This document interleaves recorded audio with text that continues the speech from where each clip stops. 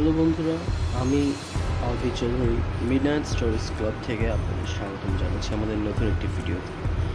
আমাদের আজকের ভিডিওটার নাম হচ্ছে অতৃপ্তি, আর গল্পটা লিখেছেন সুচিত্রা দাস। প্রথমেই বলে নিতে চাই, আমাদের চ্যানেলটিকে সাবস্ক্রাইব করে এখনই আমাদের সাথে জয়েন হয়ে নিন, কারণ প্রতি সপ্তাহে নতুন নতুন ভিডিও আসতেই থাকবে আমাদের চ্যানেলে।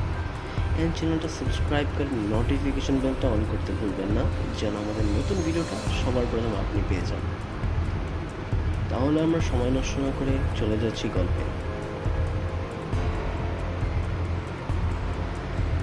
চাকরি সূত্রে যে এরকম জায়গায় থাকতে হবে এটা আমি তার স্বপ্নেও ভাবিনি। ছোট থেকে কলকাতায় বড় হয়ে ওঠা, স্কুল, কলেজ, ইউনিভার্সিটি সব কলকাতায়, কিন্তু শেষে চাকরি পেল কিনা ওই গ্রামে। কিন্তু কিছুই করার নেই, কলকাতা থেকে যে রোজ যাতায়াত করবে সে উপায়ও নেই। এখন এটাই মেনে নিতে হবে। জয়েন করবার দুদিন আগেই তাই নিজের প্রয়োজনীয় জিনিসপত্র নিয়ে একটি ছোট বাড়িতে শিফট করব। স্কুল থেকে বাড়িটার দূরত্ব 1 কিলোমিটারের মতো।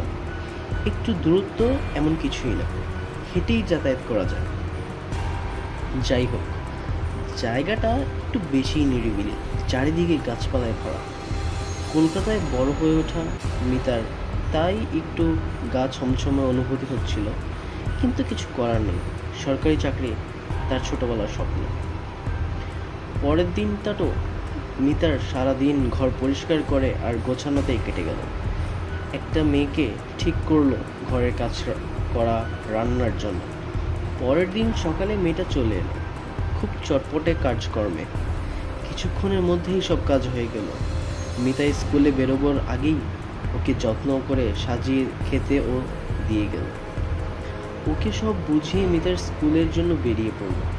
প্রথম দিন তাই একটু আগেই যাওয়া উচিত, তারপর কিছুটা হাঁটতেও হবে। স্কুলে পৌঁছতেই হেড স্যারের খুবই বিনীতভাবে আপ্যায়ন করলেন ওকে। আরও দুজন টিচার ছিলেন, তারাও খুবই বিনয়ী। মিতার তাই কোনো অসুবিধা হয়নি। হেড স্যারের ক্লাসে নিয়ে গিয়ে দেখিয়ে দিলেন। সব মিলিয়ে দিনটা ভালোই কাটলো। স্কুল ছুটির পর রাস্তায় মিতা ভাবছিল সবার আগে বাড়িতে গিয়ে মাকে একটা ফোন করতে হবে, কারণ মা খুব চিন্তায় আছে। আর বাবা মুখে কিছু না বললেও সামান্য চিন্তা করে। আকাশটাও কদিন ধরে একটু মেঘলা মেঘলা করছে, মনে হচ্ছে বৃষ্টি হবে। একটু ঝড়ে হাওয়া চলছে। এমনিতেও এই সময়টায় মাঝে বৃষ্টিও হয়। জুন মাসের মাঝামাঝিতে বর্ষাও নেমে যাবে। ঝড় উঠেছে বলে একটু জোরেই পা চালিয়ে হাঁটতে শুরু করল। কিছুক্ষণের মধ্যেই ঘরে চলে গেল মিতা। কাজের মেয়েটা সঙ্গে সঙ্গে চা আর জলখাবার দিয়ে গেল। মিতার খুব ভালো লাগলো ওর এই আন্তরিকতা। তারপর রাতের খাবার বানিয়ে রেখে মেয়েটা চলে গেল। পরদিন সকাল থেকেই বৃষ্টি শুরু হয়েছে। এক নাগাড়ে পড়েই চলছে, আর তার সাথে হাওয়াও চলছে। মিতা একটা ছাতা নিয়ে স্কুলের জন্য বেরিয়ে পড়লো। অনেকটা পথ হেঁটে যেতে হবে। স্কুলে যাওয়ার পথে একটা খুব বড় বাউন্ডারি দেওয়া বাড়ি উপরে। গতকালই সেটা ওর চোখে পড়েছে। সাবেক আমলের বাড়ি, আর তার সাথে প্রকাণ্ড বাগান, আম, জাম, লিচু, কাঁঠাল সবই আছে বাড়ি। মিতার খুব ভালো লাগে এই ধরনের বাড়ি। ওর বন্ধু অন্যান্যদেরও এরকম বাড়ি অনেক ভালোই লাগে। যাই হোক, ও কোনো রকমই স্কুলে পৌঁছে গেছে, এটাই যথেষ্ট। এই বৃষ্টি আজ আর থামবে না বলে মনে হচ্ছে। স্কুল ছুটির পরও তাড়াতাড়ি পা চালিয়ে হাঁটতে শুরু করলো মিতা। চারদিকে অন্ধকার হয়ে আছে, এতে মেঘলা করে আকাশটা। একটু যেন ভয় ভয় করছিল ওর। নতুন জায়গা, তার উপর এই রাস্তায় লোকজনও খুবই কম দেখা যাচ্ছে। হঠাৎই মিতার মনে হলো দূরে যেন কেউ ছাতা মাথায় দিয়ে দাঁড়িয়ে আছে। দূর থেকে দেখে তো বয়স্ক বলেই মনে হচ্ছে, হবে কেউ। এই ভেবে সে সবে আগাতে যাবে, তখনই পেছন থেকে ওকে ডাকলো কেউ। এই যে মা, একটু শুনবে? মিতা পিছনে দিকে ফিরে দেখলো এক বয়স্ক ভদ্রলোক তাকে ডাকছে। ও জিজ্ঞেস করলো, কি হয়েছে ওনার? কোনো অসুবিধার মধ্যে পড়েছেন কি না উনি? অন্ধকারে মুখটা ভালো করে দেখতেও পাচ্ছেন না মিতা ওনার। ভদ্রলোক ওকে বললেন যে এই সামনে ওনার বাড়ি, ওনার স্ত্রী খুব অসুস্থ আর উনি একা, তাই রাস্তায় বেরিয়ে কাউকে দেখতে পান যদি তার সাহায্য নিয়ে স্ত্রীকে ডাক্তারের কাছে নিয়ে যান। সেজন্যই উনি দাঁড়িয়ে আছেন এখানে। একে তো নতুন জায়গা, কেউ চেনা পরিচিতও না। ও মনে মনে একটু ভাবনায় পড়ে গেল। কে জানে এভাবে অচেনা কোনো মানুষের কথায় যাওয়া উচিত হবে কিনা। হঠাৎই ওকে অবাক করে দিয়ে বয়স্ক ভদ্রলোক বলে উঠল, তোমার কোনো ক্ষতি হবে না মা, তুমি নিশ্চিন্তে যেতে পারো। না, এরপর আর কেন জানি না মিতার মনে হলো অবিশ্বাস করা যায় না। সে ভদ্রলোকের পেছন পেছন চলতে শুরু করলো। কিন্তু এটা তো ওই সাবেক আমলের বাড়িটা, যেটা মিতা আজ সকালেও লক্ষ্য করেছিল।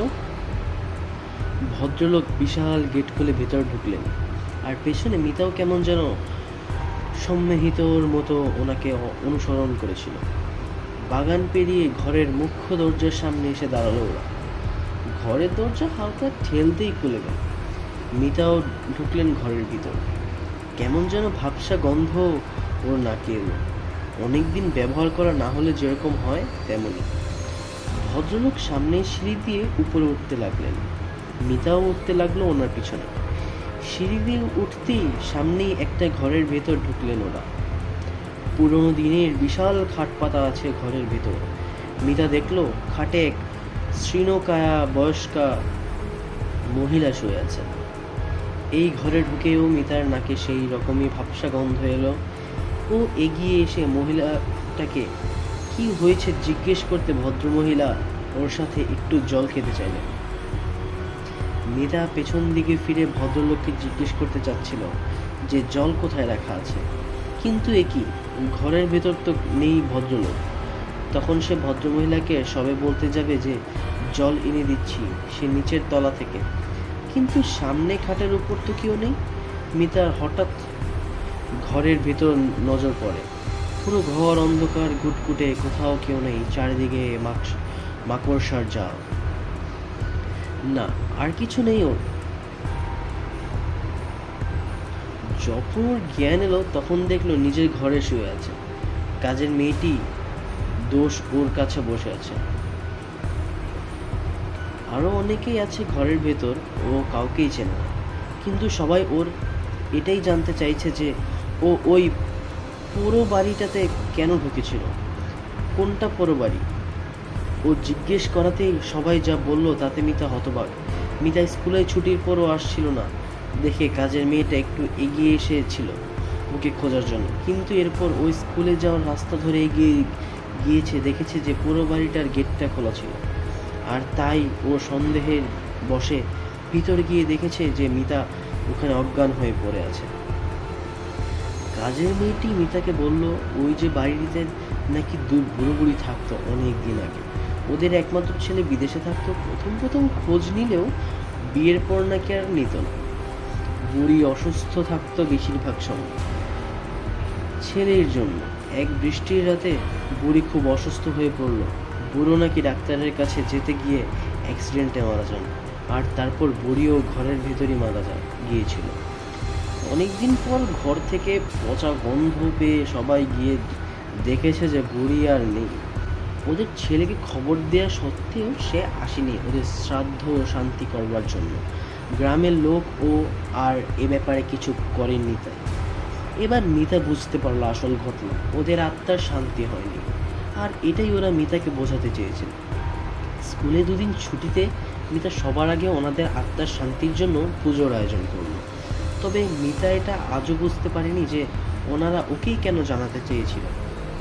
আমাদের জীবনে কিছু কথা অনেক সময় অজানাই থেকে যায়। এটাও হয়তো সেরকমেরই একটাই কথা। গল্পটা ভালো লাগলে আমাদের চ্যানেলটা সাবস্ক্রাইব করে ভিডিওটা শেয়ার করতে ভুলবেন না। আর প্রতি সপ্তাহে এমন নতুন নতুন ভিডিও নিয়ে আমরা আসার চেষ্টা করব। সবাই ভালো থাকবেন, সুস্থ থাকবেন। আল্লাহ হাফেজ।